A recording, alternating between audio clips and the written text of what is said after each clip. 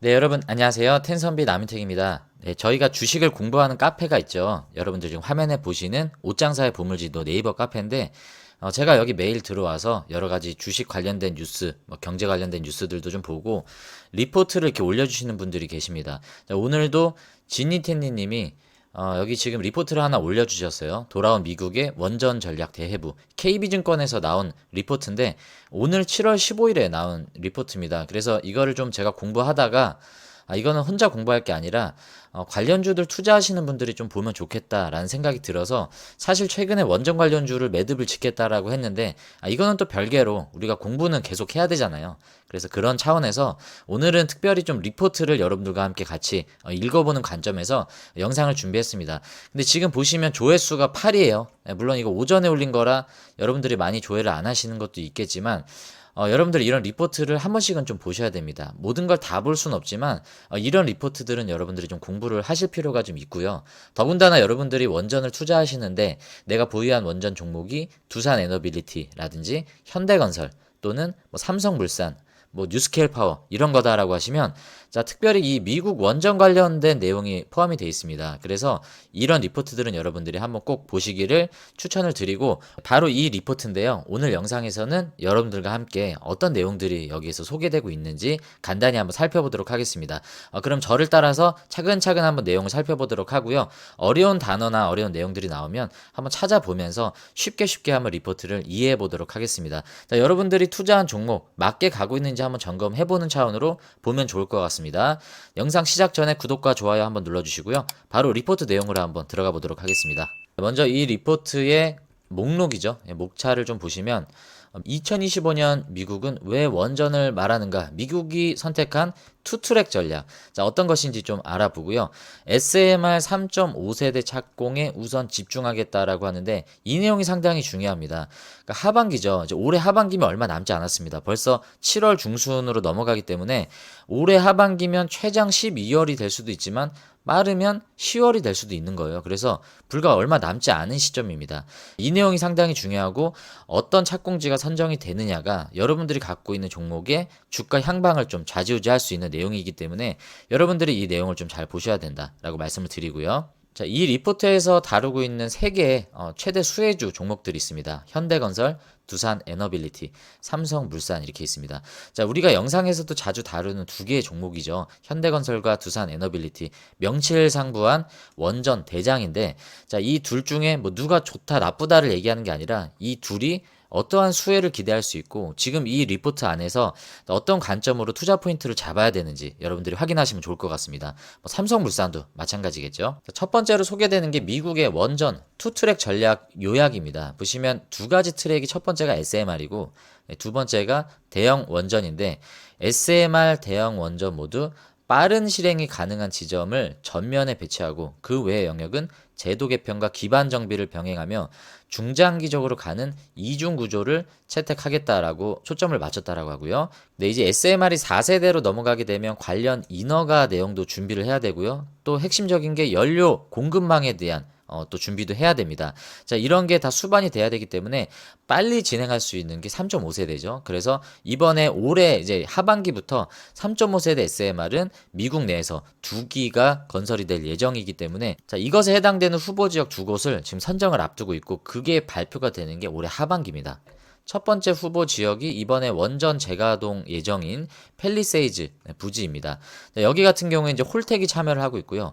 홀텍과 함께 현대건설이 컨소시엄을 이루고 있는 상황입니다. 그래서 현대건설을 투자하신 분들에게는 이 내용이 상당히 중요한 내용이겠죠. 이게 미국 내에서 오랜 시간 동안 이게 미국 내에서 폐쇄돼 있던 원전이 다시 재가동하는 의미를 담고 있습니다. 그래서 단순한 착공의 의미를 넘어서 미국 원자력 산업의 복귀를 전 세계에 선언하는 상징적 이벤트가 될 가능성이 당연히 높고요. 그리고 SMR 같은 경우에는 미국 내 1호 SMR이 되는 겁니다. 굉장히 의미가 크겠죠. 그래서 여기에 선정이 된다는 것 자체가 홀텍뿐만이 아니라 현대건설에게도 굉장히 중요한 의미가 있다고 얘기할 수 있습니다. 네, 해당 프로젝트 일정을 좀 보시면 네, 지금까지는 이제 여기까지 진행이 된 거고요. 네, 협약 체결까지 됐고, 이제 4분기, 올해 4분기에 SMR 착공 및 팰리세이즈 원전 재가동을 계획 중인데, SMR의 상업 운전은 2030년을 계획하고 있습니다. 자, 이를 위해서 팰리세이즈 원전 재가동 지원 예산 3억 달러를 미시건주로부터 지원을 받게 되고요.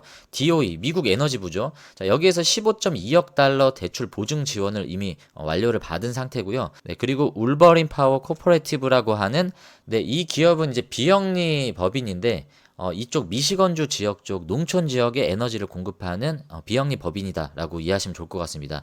여기와 이미 전력 구매 계약 PPA 계약을 체결을 했어요. 그래서 여기에서 생산되는 원전의 3분의 2 분량을 이쪽에서 구매하기로 이미 체결이 돼서 이미 수요자는 확보가 된 상황이어서 이제 가동만 하면 되고요.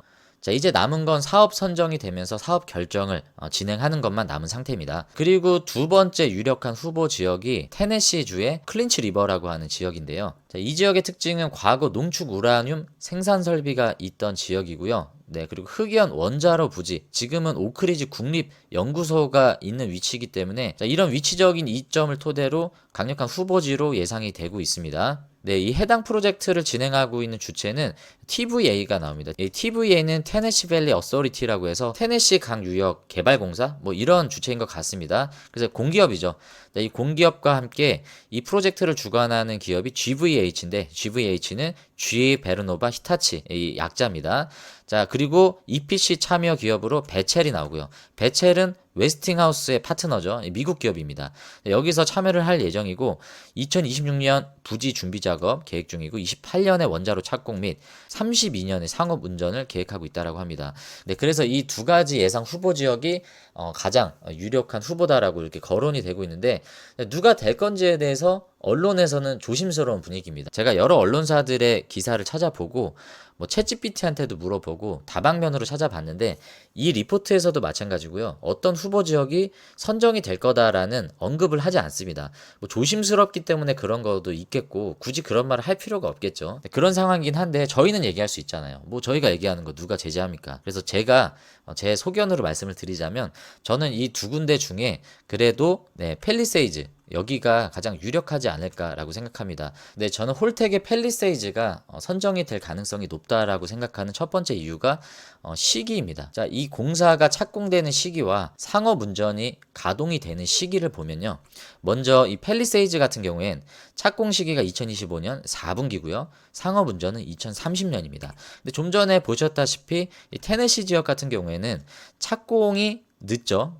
네, SMR 착공이 28년이고요. 상업 운전은 2032년. 2년이나 뒤쳐져 있습니다. 착공 시기는 3년 뒤쳐진 시점이기 때문에 누가 빨리 진행할 수 있느냐에 대한 부분에서 저는 팰리세이즈가 좀 유력하지 않을까라고 생각하고 두 번째는 경제 효과입니다. 경제 효과라는 건 원전이 가동됨으로 인해서 관련된 고용이 창출되고 인근 지역에 여러 가지 일자리들이 창출이 될 텐데 팰리세이즈 원전 재가동으로 인해서 600개의 정규직과 1000개의 계절직 일자리를 창출할 수 있는 지역이다라고 얘기를 하고 있습니다. 고용 창출의 관점에서 봤을 때도 팰리세이즈 지역이 선정될 수 있는 확률이 높지 않을까라고 저는 개인적으로 생각을 하고 있습니다. 네, 그리고 이 선정 여부에 따라서 여러분들이 좀 중요하게 생각하셔야 되는 게 이 내용인데요. 이 미국 에너지부에서 선정되는 티어 1, 그러니까 퍼스트 무버라고 했죠. 여기에 선정이 되면 최대 8억 달러를 지원을 해준다라고 해요. 그리고 티어 2 같은 경우에는 1억 달러를 지원을 하는데 일단은 이 티어 1에 선정이 되는 게 굉장히 중요합니다. 여기에 이제 최대 8억 달러를 지원을 해준다라는 얘기예요. 근데 이게 다 지원해주는 게 아니고 이게 최대 8억 달러이기 때문에 이 중에서 50% 정도가 이제 프로젝트 지원비로 들어가는 걸로 저는 알고 있습니다. 그래서 4억 달러 정도가 여기에 선정이 되는 그 프로젝트 주관사들에게 지원이 되는 건데 홀텍이 만약에 채택이 되면 홀텍이 현대건설과 함께 이 지원금을 활용해서 사업을 착수할 수 있게 되는 거겠죠. 선정은 언제 되느냐? 자, 일단 신청은 끝났고요. 심사 및 결과 발표가 2025년 8월에서 11월로 예상돼 있습니다. 8월이라 하면 다음 달에도 결과 발표가 나올 수도 있다라는 거고요. 늦게 돼도 11월 정도는 되지 않을까라고 예상하기 때문에 그래서 현대건설을 투자하신 주주분들의 입장에서는 빠르면 한 달 이내에 주가에 꽤 많은 영향을 줄 수 있는 뉴스가 될 거다라고 생각을 합니다. 자, 지금 보시는 표는요. 미국의 SMR 지원 정책의 역사인데요. 과거 오바마 정부에서 트럼프 1기로 넘어오고 바이든 정부 그리고 이번에 트럼프 2기까지 넘어오면서 미국은 SMR 지원 정책에 대해서 어떤 포지션을 취했는가라는 부분을 우리가 볼 수 있습니다. 자, 먼저 오바마 정부 때는 인허가 지원, 설계 비용 지원, 그리고 재정적 지원, 이렇게 지금 지원을 했었고요. 자, 트럼프 1기 때는 차세대 원자로 시연 프로그램, 자, 이런 것들을 진행했다라고 합니다. 바이든 정부로 넘어오면서 바이든 정부의 핵심 정책은 그거였죠. IRA였잖아요. 네, 바로 세액 공제에 대한 내용이 핵심 정책에 들어가 있었습니다. 그리고 이번에 트럼프 2기로 넘어오면서 핵심 정책은 뭡니까? 배치 가속화예요. 그러니까 빨리 짓고 빨리 상용할 수 있는 게 트럼프 2기의 핵심 정책입니다. 그렇기 때문에 누가 빨리 할 수 있고 착공할 수 있고 상용할 수 있냐? 자, 우리나라 건설사들의 가장 큰 장점 중에 하나가 다양한 경험을 바탕으로 납기 준수잖아요. 그리고 빠른 시공 능력, 정확한 시공 능력. 자, 이런 것들이 우리나라의 경쟁력인데 체코 원전도 우리가 그런 것들을 어필을 해서 최종 선정이 되고 본계약까지 체결한 걸로 알고 있습니다. 미국의 투트랙 전략을 한번 다시 언급을 해보겠습니다. 첫 번째는 SMR이었죠. SMR 관련된 얘기는 제가 방금 말씀을 드렸습니다. 자, 그러면 두 번째로 대형 원전입니다. 대형 원전인데 이 대형 원전은 트럼프가 2030년까지 신규 대형 원자로 10기를 착공하겠다라는 계획을 얘기를 했어요. 자, 하지만 미국은 원전 기술 강국이었지만 1978년 이후 단 2개의 원자로만 새롭게 착공되고 상업운전에 들어갔기 때문에 장기간 원전 건설 공백으로 인해 공급망이 상당히 약화되었습니다. 그래서 이 건설 공백을 메꿀 수 있는 글로벌 시공 파트너나 이제 관련 파트너들이 굉장히 필요한 상황이고, 미국은 과거에 자신들이 원전 기술 강국으로서 이 원전 산업을 주도했었던 그 자신들의 포지션을 다시 가져오려는 목적이 있는 거예요. 하지만 방금 말씀드렸다시피 장기간 원전 건설 공백이 있었기 때문에 지금 당장에는 자신들이 모든 걸 다 주도할 수가 없습니다. 그래서 이들이 이제 채택한 전략은 먼저 해외 수출을 진행을 하고요. 전체 공급망을 복원을 한 뒤에 이제 미국 내에서는 여러 가지 세제 혜택, 인허가 구조 개편 이런 것들이 아직 완료가 안 됐잖아요. 기반 정비를 모두 선행한 뒤에 이제 자신들의 나라에 착공을 재개할 가능성이 높다라는 전망입니다. 자, 이러한 미국의 대형 원전 전략 중심에는 웨스팅하우스가 있습니다.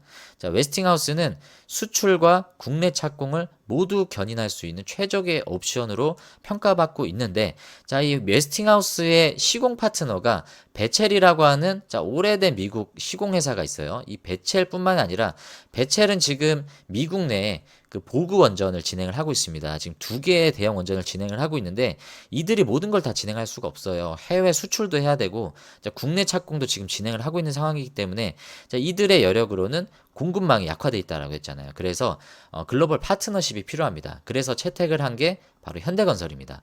웨스팅하우스도 이런 관점에서 현대건설을 EPS 시공 파트너로 선정하고 있다라는 점 우리가 기억을 해야 되겠죠. 그리고 현대건설뿐만이 아니라 이제 두산 에너빌리티 같은 경우도 웨스팅하우스의 주된 파트너로 참여가 돼 있기 때문에 현재 웨스팅하우스는 폴란드, 불가리아, 슬로베니아, 또 핀란드 이런 유럽 중심 국가의 대형 원전 프로젝트를 이미 수주를 받았고 추진 중입니다.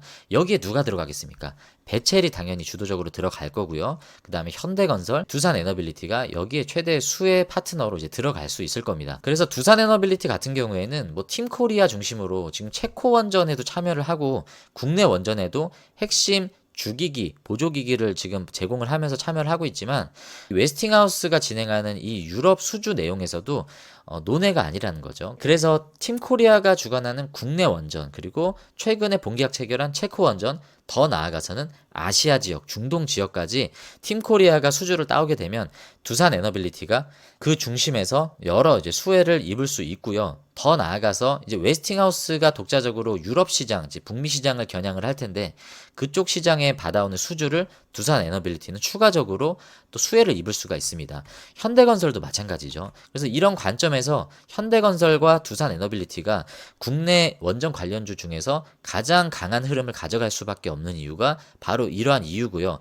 한전 KPS, 한전기술, 뭐 오르비텍 이런 기업들은 국내 팀코리아 원전 그 팀 안에 국한되어 있기 때문에 미국 주도형 글로벌 공급망에 참여할 수 있다 없다의 그 관점에서 봤을 때 그 밸류의 차이가 주가에서 반영이 된다라고 저는 생각을 합니다. 방금 설명드린 유럽 내 웨스팅하우스의 대형 원전 프로젝트 그 현황이에요. 지금 보시면 네덜란드는 아직 시공사가 미정이고요. 여기는 원전 2기가 건설될 예정입니다. 2기. 자, 그리고 영국은 현대건설과 베첼이 같이 참여를 하죠. 자, 여기에는 원전 2기, 최대 4기라고 하는데 일단은 2기로 확정을 좀 지어보겠습니다. 자, 그리고 슬로베니아, 여기에는 현대건설이 참여를 합니다. 여기에는 원전 2기죠. 네, 그리고 불가리아. 불가리아는 지금 설계 계약까지 체결을 했어요. 마찬가지로 현대건설이 참여를 하고 있습니다. 본계약은 26년에 체결될 예정인데, 자, 여기는 원전 몇 기입니까? 두 기죠. 그리고 슬로바키아. 슬로바키아는 원전 한 기입니다. 자, 여기는 아직 시공사가 미정입니다. 폴란드는 배첼이 진행하고요. 여기에는 원전 세 기죠. 그리고 핀란드, 현대건설이 지금 시공사로 선정이 돼 있고요. 여기에는 지금 몇 기를 할지 아직 예정이 안 돼 있는데 한 기라고 일단은 가정을 해봅시다. 자, 이거 합치면 몇 개죠? 3, 4, 5, 6, 7, 8, 9, 자, 12기죠. 자, 이것만 해도 12기 이상입니다. 그래서 유럽 시장만 해도 웨스팅하우스가 주관하는 게 이미 12개가 넘는다라고 우리가 볼 수 있어요. 이게 어느 정도 진행이 되고, 자, 이게 굉장히 가시권 내에 있는 유럽 시장 내에서만 봤을 때 원전이기 때문에 원전 시장의 규모가 얼마나 지금 커지고 있는가 여러분들이 실감할 수 있고요. 여기에 중심 건설사가 누가 들어가 있습니까? 자, 여기에만 봐도 현대건설이 하나, 둘, 셋, 네 군데 확정적으로 지금 참여를 하고 있잖아요. 그래서 현대건설이 가장 많은 수혜를 좀 보고 있다라고 볼 수 있습니다. 그리고 두산에너빌리티는 왜 여기 안 나와 있냐라고 생각하는데, 두산에너빌리티는 EPC 업체가 아니잖아요. 시공업체가 아니기 때문에 물론 부분적으로는 시공도 하지만, 자, 굵직한 EPC 시공업체를 여기다 기록을 한 거고요. 두산에너빌리티는 여기 들어가는 이제 주기기, 보조기기 이런 것들을 제공을 하지 않겠습니까? 터빈이나 증기발생기 뭐 이런 것들을 아마 제공을 할 겁니다. 그래서 여기엔 나와 있지 않겠지만 웨스팅하우스가 수주를 따면 두산에너빌리티도 여기에 관련 수혜를 입을 것이다 라고 여러분들이 기대를 하시면 될 것 같습니다. 그래서 글로벌 대형 원전 SMR 기술사 및 EPC 협력사를 비교하는 건데, 방금 설명드렸던 웨스팅하우스의 협력사는 현대건설과 미국의 배첼이 있고요. 그리고 홀텍은 현대건설과 밀접한 파트너십을 맺고 있습니다. 뉴스케일 파워, 뉴스케일 파워는 플로우라고 있는데 플로어라고도 읽고 플루오르라고도 읽습니다. 자, 이거는 이제 뉴스케일 파워의 지분을 가지고 있는 일종의 모회사라고 생각할 수 있어요. EPC를 담당하고 있고, 자, 우리나라의 삼성물산이 이 뉴스케일 파워 프로젝트에 같이 참여를 하고 있습니다. 그리고 JGC라는 기업이 있네요. 그리고 GVH, 여기에는 마찬가지로 배첼과 삼성물산이 포함이 되어 있습니다. 그리고 팀코리아는 뭐 당연히 두산에너빌리티, 현대건설, 삼성물산이 포함이 되어 있고요. 여기에 뉴스케일에 왜 두산에너빌리티가 없냐라고 하시는 분들은, 자, 이거 시공사 중심으로 리포트가 나왔기 때문입니다. 두산에너빌리티도 여기에 포함이 돼 있고요. 한수원에도 당연히 포함이 돼 있습니다. 자, 이를 볼 때 현대건설은 웨스팅하우스와 홀텍 중심으로 밀접하게 연관이 돼 있고요. 삼성물산 같은 경우에는 한수원에도 당연히 포함이 돼 있지만 뉴스케일도 포함이 돼 있고 GVH에도 포함이 돼 있다라는 관점으로 봤을 때 여러 가지 수혜를 골고루 공통적으로 가져갈 수 있다라는 장점을 또 여기서 볼 수 있습니다. 미국이 단기적으로 집중하고 있는 SMR과 대형 원전, 자, 여기에 최대 수혜를 볼 수 있는 기업으로 현대건설, 두산에너빌리티, 삼성물산이 있다고 KB증권 리포트는 얘기를 하고 있습니다. 근데 여기서 첫 번째로 거론이 된 게 현대건설이에요. 얘네를 왜 첫 번째로 뒀을지. KB증권은 현대건설을 보다 더 높은 밸류를 좀 주는 것 같은 느낌입니다. 네, 그리고 두 번째로 두산에너빌리티, 그 다음에 삼성물산 순인데, 자, 현대건설이냐 두산에너빌리티냐, 자, 이거를 얘기하려고 하는 게 아니죠. 자, 네, 먼저 현대건설 쪽을 보면 올해 하반기에 홀텍과 함께 이 SMR 착공 프로젝트에 선정이 되면 이 DOE, 미국 에너지부의 4억 달러의 지원을 받기 때문에 연말 착공 가시성이 상당히 높아집니다. 네, 그리고 웨스팅하우스와 진행하는 대형 원전도 호재가 있죠. 불가리아 대형 원전, 이거 지금 본계약 체결만 앞두고 있기 때문에 빠르면 올해 말에서 내년 상반기에는 수주가 이제 기대가 됩니다. 이게 수주라는 건 본계약 체결을 얘기하는 거예요. 자, 그렇기 때문에 이제 얼마 남지 않은 시점에 이런 두 가지 호재를 앞두고 있는 현대건설이 여러 가지 주가적인 차원에서 긍정적인 전망을 좀 가지고 있다는 내용이고, 자, 그 다음이 이제 두산에너빌리티인데, 두산에너빌리티도 마찬가지로 웨스팅하우스의 유럽 수주에 함께 참여하고 있고요. 추가적으로 뉴스케일 파워와 함께 루마니아 프로젝트에 참여하고 있습니다. 근데 이 루마니아 프로젝트는 이 FID 확정을 앞두고 있다라고 하는데, FID는 파이널 인베스트먼트 디시전입니다. 그러니까 최종 투자 결정이에요. 이 투자 결정 누가 합니까? 웨스팅하우스, 이 프로젝트를 진행하는 주체가 하겠죠.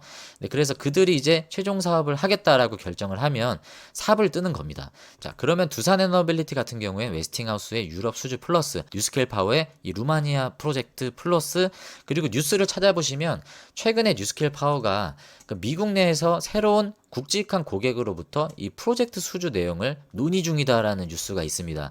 자, 그렇기 때문에 어느 정도는 좀 가시권에 있다라고 봐야 되기 때문에 두산 에너빌리티도 마찬가지로 빠르면 올해 하반기, 늦어도 내년 상반기에는 이런 뉴스를 통해서 주가에 긍정적인 어떤 영향을 줄 수 있다라는 것들 참고하시면 좋을 것 같고요. 삼성물산 같은 경우에는 마찬가지로 뉴스케일 루마니아 프로젝트에 참여하고 있기 때문에 여기에 수혜를 볼 수 있고, 더 나아가서 팰리세이즈가 될지 테네시주가 될지, 그러니까 홀텍이 선정이 될지 GVH가 될지는 아직 결정이 나지 않았습니다. 만약에 홀텍이 선정이 되면 현대건설이 수혜를 입을 것이고요. GVH가 테네시주로 선정이 되면 삼성물산이 파트너십으로 참여를 하고 있기 때문에 삼성물산이 수혜를 입을 것입니다. 자, 이 SMR 미국 선정 관련해서는 둘 사이에 자, 이런 대립 관계가 있다라는 거, 경쟁 관계죠. 자, 이런 내용들이 좀 재미있는 구도인 것 같고요. 삼성물산은 자, 이 GVH가 돼도 수혜고요. 그리고 루마니아 쪽 뉴스케일 파워 쪽으로도 수혜가 있습니다. 그래서 여러 군데로 이렇게 다리를 걸치고 있는 삼성물산의 모습이고, 그래서 방금 말씀드린 대형원전 SMR 빠른 시기에 이벤트가 나올 수 있는 것들을 정리해 보면, 자, 홀텍 중심으로 현대건설은 올해 하반기에 SMR이 착공이 될 예정이다라는 호재가 있고요. 웨스팅하우스가 진행하는 불가리아 프로젝트, 여기에 마찬가지로 현대건설과 두산 에너빌리티가 참여하고 있습니다. 자, 올해 하반기에서 내년 상반기에 자, 요 원전 2기 EPC 본계약 체결을 앞두고 있고요. 그리고 뉴스케일 파워가 주관하는 이 루마니아 프로젝트에는 삼성물산과 두산 에너빌리티가 수혜를 볼 수 있습니다. 최종 투자 결정 FID라고 말씀드렸죠. 이게 빠르면 올해 하반기, 내년 상반기에는 진행이 될 예정이기 때문에 이 일정을 참고하셔야 되고, 뉴스케일 파워가 최근에 스물스물 지금 드리블 하고 있는 고객 수주 내용이 있습니다. 신규 고객 발주 내용 2개 업체를 지금 얘기를 하고 있는데, 자, 이게 뉴스가 나오면 두산 에너빌리티가 분명히 수혜를 볼 수 있을 겁니다. 지금 트럼프 2기 행정부의 원자력 관련 행정명령 요약인데요. 첫 번째로 나오는 게 가장 중요하겠죠. 이게 뭡니까? 인허가 가속합니다. 그러니까 빨리빨리 진행하겠다 이거예요. 자, 불필요한 인허가 절차들을 생략하고 줄여서 지금 신규 원자로 건설 운영에 관련된 절차를 18개월 이내에 통과할 수 있도록 간소화하겠다는 내용이고, 자, 기존 원전 연장 가동에 대한 평가는 12개월 이내 통과할 수 있도록 자, 만들겠다라는 내용이어서 이게 가장 중요하죠. 네, 그래서 트럼프가 주관하는 이 원전 산업의 시계는 더 빠르게 돌아가고 있다라는 거 우리가 이해할 수 있습니다. 네, 그리고 이제 AI를 대표할 수 있는 여러 가지 이제 전력이 필요한 산업들이 계속 태동하고 있는데, 거기에 원전이 핵심 에너지원으로 부각을 받고 있죠. 그래서 원자력 발전 용량을 확대하기 위해서 2050년까지 발전 용량을 400기가와트급으로 늘리겠다. 현재 기준의 4배 수준입니다. 자, 그리고 2030년까지 대형 원전 10개 착공하겠다라고 얘기했죠. 그 두 가지가 가장 핵심 행정명령 정책이다라고 이해할 수 있고요. 그리고 이게 또 내용이 중요한 것 같습니다. 미국 내 원자력 연료 생산 증대, 미국 내가 중요한 거예요. 그러니까 자신들이 이 원자력 연료 생산 극대화를 추진을 해서 우라늄이죠, 우라늄. 자, 공급 의존도를 줄이겠다라는 내용입니다. 러시아를 철저히 견제한 정책이고요. 미국이 원자력 에너지를 확보를 하면서 향후에 내실을 다지겠다라고 아까 얘기했지 않습니까? 그래서 4세대 원전으로 들어갈 때는 자신들이 모든 것들을 핸들링할 수 있는 원전 강국으로 도약하겠다라는 야심찬 계획이 여기 담겨 있는 겁니다. 그래서 이제 우라늄 공급 관련된 기업들도 이거 관련해서 수혜를 볼 수 있는데, 주가는 이미 반영을 하고 있습니다. 뭐 대표적으로 카메코 같은 기업이 있고요. 더 나아가면 BWX 테크놀로지 같은 기업들도 있겠죠. 그래서 여러분들이 이 원전 산업 내에서 이 우라늄 관련된 사업을 하고 있는 그런 기업들도 공부를 하시면 좀 좋을 것 같습니다. 그리고 마지막, 원자력 에너지 수출을 확대하겠다. 네, 지금 전 세계적으로 원전에 대한 니즈와 수요는 계속 증가하고 있습니다. 하지만 지을 수 있는 회사, 설계할 수 있는 회사는 굉장히 극소수죠. 미국이 그 중심에서 자신들의 이 원자력 기술 시공 능력을 수출하겠다라는 계획을 가지고 있는 건데, 자, 이게 진행이 되게 되면 미국만 수혜일까요? 여기에 핵심 파트너사로 참여하고 있는 두산 에너빌리티, 현대건설, 삼성물산도 마찬가지로 수혜를 입을 수 있는 겁니다. 네, 그래서 미국의 이런 원자력 산업의 진행 추이를 보면요, 우리나라 원전 기업들도 같이 수혜를 볼 수밖에 없다라는 시장의 움직임들이 주가에 다 반영이 되고 있는 모습이고, 그 중에서도 유독 글로벌 파트너십을 맺고 있는 두산 에너빌리티와 현대건설이 유독 강한 흐름을 가져가고 있고, 삼성물산도 마찬가지로 좋은 흐름을 가져가고 있는 내용입니다. 네, 마지막으로 방금 언급했던 종목들의 차트 현황을 좀 보고 마무리하도록 하겠습니다. 근데 제가 시작할 때만 해도 주가가 아니랬거든요. 지금 원전 관련주들인데 수급이 들어오는 것 같습니다. 굉장히 강하네요. 현대건설 같은 경우에 지금 3.3% 정도 상승을 하고 있고요. 두산에너빌리티가 역시나 대장주 흐름을 가져가고 있습니다. 자, 현대건설이냐 두산에너빌리티냐. 자, 오늘 시장의 모습은 두산에너빌리티에 조금 더 많은 수급을 주고 있는 모습이고요. 수급 주체를 좀 잠깐 보자면 두산에너빌리티의 수급 주체는 오늘 외국인 기관이 상승을 견인하고 있는 모습입니다. 현대건설은 어떨까요? 현대건설은 좀 약한 모습이 외국인들은 반대로 좀 팔고 있는 모습이기 때문에 두산이 좀 강한 흐름을 가져가고 있고, 삼성물산은 어떨까요? 삼성물산도 마찬가지로 외국인들이 오늘은 좀 상승을 견인하는 모습을 볼 수 있습니다. 곁들여서 BHI도 한번 볼까요? BHI도 마찬가지로 외국인이 상승을 견인하고 있는 모습입니다. 자, 그리고 오늘 KNR 시스템이 좀 강한데요. KNR 시스템은 원전 해체 관련된 로봇을 만드는 회사로 종목 분석을 한번 다룬 적이 있으니까 여러분들이 참고하시면 좋을 것 같고, 에너토크는 사실 저희가 관심 갖고 있지는 않았는데 최근에 흐름이 좋은 이유는 최대주주가 바뀌었습니다. 그래서 최대주주가 바뀐 내용으로 좀 긍정적인 효과를 기대하는 수급들이 좀 들어온 내용이고, 우리는 에너토크까지는 보지 않기 때문에 여러분들이 참고만 그냥 하시면 좋을 것 같고요. 태웅이 강합니다. 태웅도 원전 섹터 내에서 대장주 흐름을 가져가고 있기 때문에 여러분들이 태웅도 한번 관심 가져보시면 좋을 것 같고요.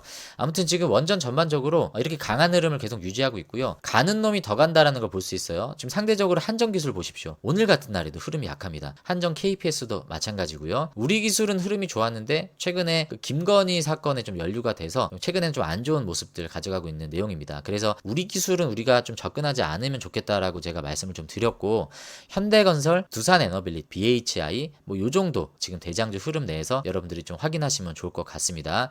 그리고 원전 해체 관련주까지 확대를 해본다면 위드텍이나 비츠로테크, 오르비텍, 피코그램, 그리고 우진엔텍 정도가 나올 수 있겠지만, 자, 일단은 원전 섹터는 누가 뭐라 해도 대장주는 현대건설, 두산에너빌리티입니다. 이 두 가지 종목 중심으로 여러분들이 보셔야 됩니다. 그 이유에 대해선 제가 방금 미국 시장의 흐름과 유럽 시장의 흐름 이걸 말씀드리면서 여러분들에게 충분하게 부연 설명을 드렸습니다. 자, 여러분들은 그 흐름에 같이 동참하셔야 원전 섹터 내에서 포머를 느끼시지 않을 수 있습니다. 그래서 대장주가 조정이 올 때 그때가 기회다라는 말을 수도 없이 반복을 했습니다. 그래서 지금 위에서 조정이 뭐가 조정이냐라고 생각하실 게 아니라 위에서 주는 조정이기 때문에 더 값진 조정이라고 여러분들이 생각하시고, 자, 그럴 때 여러분들이 매수 기회로 포착을 하셔야 됩니다. 한전기술 같은 경우도 물론 기회를 주겠지만 얘 같은 경우에 이런 시장에서 왜 이렇게 약하겠습니까? 가격적인 메리트는 얘가 더 큰데, 자, 왜 얘는 오르지 않는가에 대한 부분을 여러분들이 이미 답을 얻으셨습니다. 네, 앞으로도 원전 섹터 내에서는 많은 조정과 눌림목들이 있을 거예요. 그래서 다시 한번 기회를 줄 때 여러분들은 그 시점을 잘 노려보시면 좋을 것 같고, 덧붙여서 오늘 리포트에 나오지 않았지만 현대건설은 추가적으로 또 하나의 호재가 있습니다. 자, 바로 미국 시장에 홀텍이 상장을 한다라는 그 뉴스인데, 그때 현대건설은 또 부각을 받을 수가 있기 때문에 여러 가지 호재가 많습니다. 그래서 여러분들이 이 대장주를 중심으로 여러분들이 투자 전략을 잘 세워보셔야 된다라는 거 마지막으로 좀 정리를 드리면서 오늘 리포트 정리 내용 마치도록 하겠습니다. 네, 오늘 내용이 도움이 되셨다 하시면 구독과 좋아요 한 번씩 좀 눌러주시고요. 네, 여러분들의 수익은 10배, 주식은 쉽게 되실 수 있도록, 자, 오늘도 텐선비 나미텍이 여러분들과 함께하고 있습니다. 자, 다음에 또 좋은 종목으로 인사드리도록 하고요. 오늘 끝까지 시청해주셔서 감사합니다. 안녕히 계십시오.